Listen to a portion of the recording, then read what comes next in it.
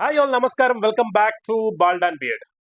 രതീഷ് രഘുനാഥന്റെ ഉടലിന് ശേഷം ദിലീപിനെ നായകനാക്കിക്കൊണ്ട് ഇറങ്ങിയ ചിത്രമാണ് തങ്കമണി.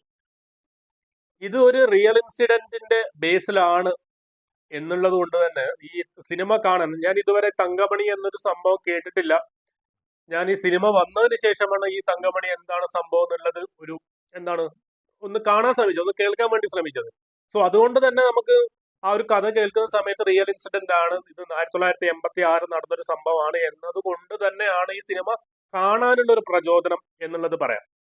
സോ 3 മണിക്കൂറുള്ള സിനിമ ശരിക്കും പറഞ്ഞാല് ഞാൻ പറയും ഒരു വൺ ടൈം വാച്ചബിൾ ആണെന്ന് എനിക്ക് പറയാൻ പറ്റും. ഒരു ആവറേജ് സിനിമ, ഗംഭീര സിനിമ ആണെന്നോ അല്ലെങ്കിൽ ഒരു ഗംഭീര മേക്കിംഗ് ആണെന്നോ അല്ലെങ്കിൽ മലയാള സിനിമ ഇതുവരെ കാണാത്ത തരത്തിലുള്ള അഭിനയ മുഹൂർത്തങ്ങളോ കഥകളോ അത്തരത്തിലുള്ള ഒരു തിയേറ്റർ എക്സ്പീരിയൻസോ ഒന്നും ഞാനിതിൽ നിന്ന് അവകാശപ്പെടുന്നില്ല. ഞാനിത് പറയുന്നില്ല, ബിക്കോസ് എനിക്ക് അത്ര ഫീൽ ചെയ്തിട്ടില്ല. ഒരു ആവറേജ് പടം, പക്ഷെ ഒരു വൺ ടൈം വാച്ചബിൾ ആയിട്ട് നിങ്ങൾക്ക് കുടുംബസമേതം പോയിട്ട് കാണാൻ പറ്റുന്ന ഒരു പടം തന്നെയാണ്.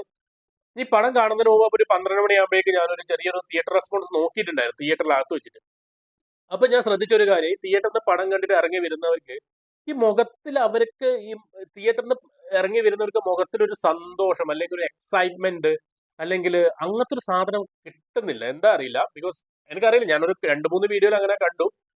അതേ അവസ്ഥയായിരുന്നു പല ആൾക്കും, തിയേറ്ററിൽ ഇരിക്കുന്നവർക്കും എനക്കൂടെ ഉൾപ്പെടെയുള്ളവർക്ക് അങ്ങനത്തെ ഒരു അവസ്ഥയായിരുന്നു. ബിക്കോസ് തിയേറ്ററിൽ ഇറങ്ങി പോകുന്ന സമയത്ത് ഓക്കെ ഒരു ഫീൽ തന്നെ ആയിരുന്നു. ബിക്കോസ് ഒരു ആവറേജ് പടം കണ്ട ഫീൽ അത്ര മാത്രമേ പറയാനുള്ളൂ. ബിക്കോസ് ചില ആൾക്കാരൊക്കെ ഞാൻ സിനിമ കണ്ടിരിക്കുന്ന സമയത്ത് ചില ആൾക്കാരൊക്കെ പടം തീരുന്നതിന് മുമ്പേ ഇറങ്ങി പോകുന്നുണ്ടായിരുന്നു. പക്ഷെ ഞാൻ തീരുന്നത് വരെ ഞാൻ സിനിമ ഇരുന്ന് കണ്ടു.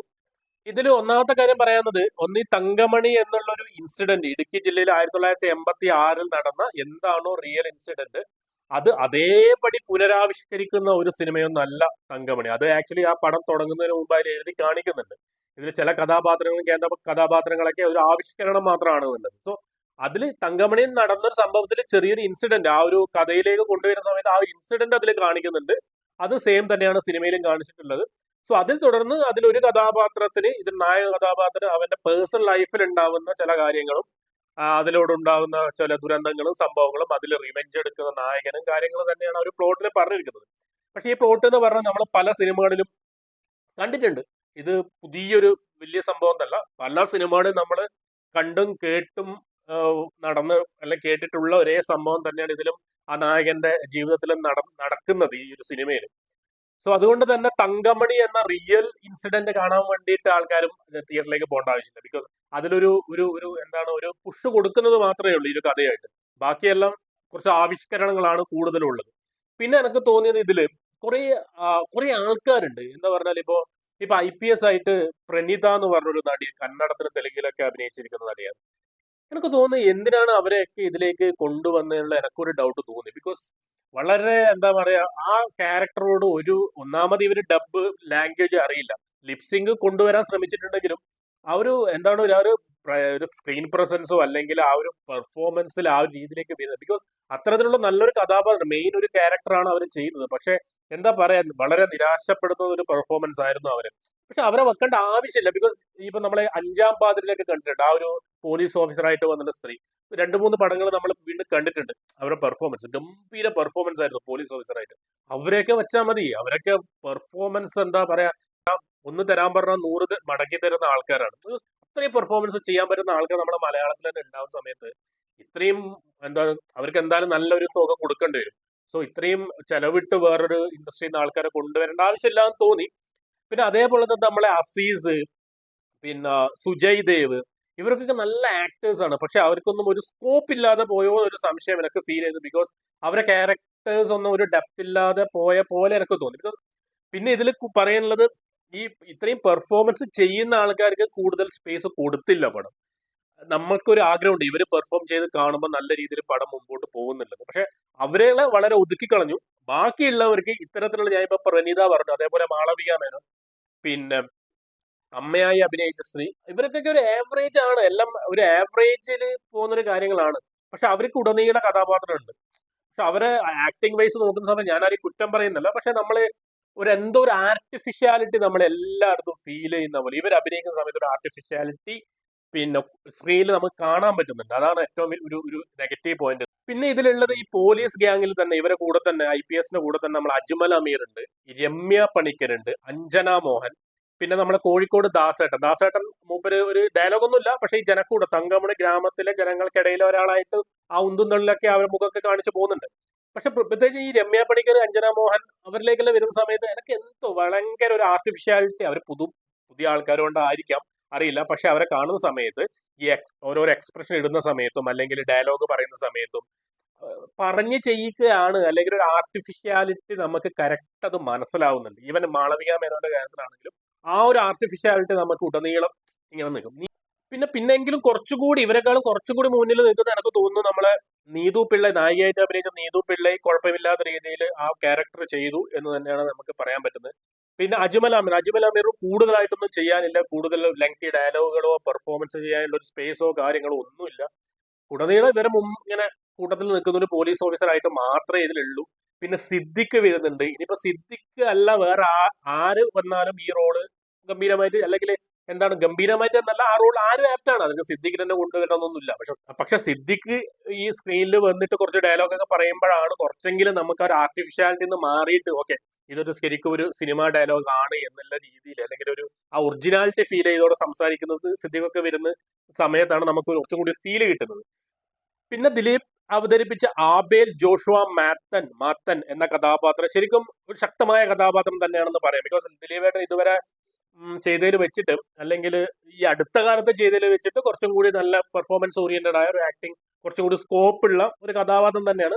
പക്ഷെ ഇതിൽ രണ്ട് ഒരു ഫേസ് കാണിക്കുന്നുണ്ട്. ഒന്ന് 1986-ലും പിന്നെ ഇപ്പോഴും 2000-ൽ ആ കാലഘട്ടത്തിൽ നടക്കുന്നത്. അപ്പൊ എനിക്ക് ഒന്നും കൂടി ബെറ്റർ ആയിട്ട് തോന്നിയത് ഈ കാലഘട്ടത്തിലുള്ള ആ ഒരു മേക്കപ്പും ഒരു വയസ്സായ രൂപവും ആയിട്ടുള്ള പെർഫോമൻസും കാര്യങ്ങളൊക്കെ ഉണ്ടായിരുന്നു. പിന്നെ ഇമോഷണൽ രംഗങ്ങൾ കുറച്ചും കൂടി, അതിൽ കുറച്ച് വയലൻസ് രംഗങ്ങളും അല്ലെങ്കിൽ ഈ പോലീസുകാർ വന്നിട്ട് വീട്ടുകാർക്ക് കാണിക്കുന്ന ഒരു ആക്രമണങ്ങളും കാര്യങ്ങളൊക്കെ ഉണ്ടല്ലോ, അത് നന്നായിട്ട് ആ ഒരു ഫീല് കിട്ടുന്ന രീതിയിൽ തന്നെ എടുത്തു വെച്ചിട്ടുണ്ട്. അത് നന്നായിട്ട് ഭംഗിയായിട്ട് എടുത്തു വെച്ചിട്ടുണ്ട്. സ്റ്റണ്ടും കാര്യങ്ങളും ആ ഒരു രംഗത്തിൽ ദിലീപേട്ടന്റെ അഭിനയം ബാക്കിയുള്ളവരുടെയൊക്കെ നന്നായിട്ട് ആ രംഗങ്ങൾ നന്നായിട്ട് പോയിട്ടുണ്ട്. എന്നെ സംബന്ധിച്ചിടത്തോളം ഒരു 3 മണിക്കൂറുള്ള സിനിമ എന്ന് പറഞ്ഞാൽ നമുക്ക് എന്തെങ്കിലും നമ്മളെ പിടിച്ചിരുത്തുന്നതായിരിക്കണം, അല്ലെങ്കിൽ എന്തായാലും നമ്മളെ ബോറടിപ്പിക്കും. പിടിച്ചിരുത്തില്ലെങ്കിൽ ത്രില്ലിംഗ്, അല്ലെങ്കിൽ നമ്മൾക്ക് എന്തെങ്കിലും ആ സ്ക്രീനിൽ നിന്ന് കിട്ടുന്നില്ലെങ്കിൽ പക്ക ബോറായിരിക്കും പടം. പക്ഷെ ഇതിലേക്ക് തങ്ങളിലേക്ക് വരുന്ന സമയത്ത് ഈ തുടക്ക സമയത്ത് ഇത് എന്താണ് സംഭവം എന്താണെന്നല്ല കാണിക്കാൻ വേണ്ടിയുള്ള ഒരു പുഷാണ് അവിടെ കൊടുക്കുന്നത്. പിന്നെ ഇന്റർവെൽ ആകുമ്പോഴാണ് പിന്നെയെങ്കിലും ആ കഥയിലേക്ക്, ശരി കോറായ കഥയിലേക്ക്, ഇമോഷണലിലേക്ക് കുറച്ചെങ്കിലും ഇങ്ങനെ കടന്നു വരുന്നത്. ഇന്റർവെല്ലിന് ശേഷം കുറച്ചും കൂടി ഒന്ന് നന്നായിട്ട് പോയിട്ടുണ്ട് എന്നാണ് എന്റെ അഭിപ്രായം. പിന്നെ സിനിമയിൽ ഉടനീളം കണ്ടുവന്ന ഒരു കണ്ടിന്യൂറ്റിന്റെ ഒരു പ്രശ്നം ഉണ്ടോ എന്ന് എനിക്ക് തോന്നുന്നു. എനിക്ക് പേഴ്സണലായിട്ട് ഫീൽ ചെയ്തു. ബിക്കോസ് എന്നാൽ ഈ പഴയ കാലവും പുതിയ കാലം എന്ന് കാണിക്കുന്ന സമയത്ത് ഒന്നാമത് ഈ ക്യാരക്ടർ ഇതിന്റെ മേക്കപ്പ് കുറച്ച് ചേഞ്ച് ആവണം. അല്ലെങ്കിൽ ഒരു താടി അങ്ങോട്ട് കയറ്റി കഴിഞ്ഞാൽ വയസ്സ് തോന്നിപ്പിക്കും.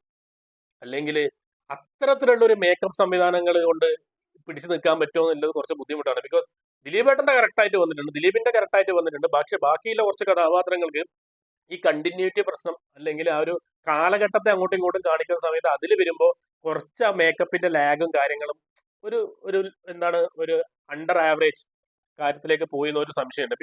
പിന്നെ ചില സീനുകൾ, ആവശ്യമില്ലാത്ത കുറച്ച് സീനുകൾ അത് ഒഴിവാക്കാമായിരുന്നു എന്നുള്ളൊരു ഫീൽ ഉണ്ടായി. ബിക്കോസ് ഇത് നമുക്ക് ക്രിഞ്ച് അടുപ്പിക്കുന്ന കുറച്ച് സീൻസുകളുണ്ട്.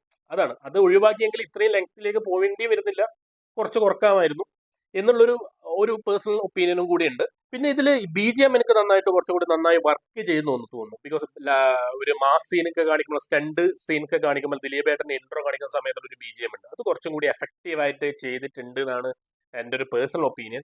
പിന്നെ ടോട്ടൽ ഈ സിനിമ പറയുകയാണെങ്കിൽ ഇത് ഞാൻ ഒരിക്കലും പറയില്ല തങ്കമണി ഒരു മോശം സിനിമയാണെന്ന് എനിക്ക് അഭിപ്രായമില്ല. ബിക്കോസ് ഇതിൽ എന്തായാലും ഒരു മിക്സ്ഡ് റെസ്പോൺസ് ആയിരിക്കും വരുന്നത്. സോ തങ്കമണിനെ കുറിച്ച് പറയുകയാണെങ്കിൽ ഇതൊരു ആവറേജ് ഫിലിം ആയിട്ട് എനിക്ക് പേഴ്സണലി ഫീൽ ചെയ്തിട്ടുള്ളൂ. ഇതൊരു വൺ ടൈം ആവറേജ് ഫിലിം. അത്ര വൺ ടൈം നിങ്ങൾക്ക് തിയേറ്ററിൽ പോയിട്ട് എക്സ്പീരിയൻസ് ചെയ്യാം, അല്ലെങ്കിൽ OTT വന്ന് കാണണമെങ്കിലും അങ്ങനെയും കാണാം. ഞാൻ നിർബന്ധിക്കില്ല ഇത് തിയേറ്ററിൽ പോയിട്ട് കാണേണ്ട പടമാണ് എന്നും ഞാൻ പറയില്ല. ഇത് വൺ ടൈം ആവറേജ് ഫിലിം ആണ്, എനിക്ക് one time watchable average film ആയിട്ട് എനിക്ക് തോന്നിയിട്ടുള്ളൂ. പിന്നെ ദിലീപിനെ സംബന്ധിച്ചുള്ള എന്തായാലും ഇതൊരു ഒരു പെർഫോമൻസ് ഓറിയന്റഡ് ഒരു കഥാപാത്രമായിട്ട് വന്നിട്ടുണ്ട്. സോ ഇതൊരു റിയൽ ഇൻസിഡന്റ് ബേസ് കഥയായിട്ടാണ് ഇവര് എല്ലാ പ്രൊമോഷനും പറഞ്ഞിരിക്കുന്നത്. തങ്കമണി എന്ന റിയൽ ഇൻസിഡന്റ് ബേസ് എന്ന സിനിമ സംഭവിച്ച ഒരു കാര്യത്തെ ആസ്പദമാക്കിയിട്ടാണ് സിനിമ വരുന്നത്.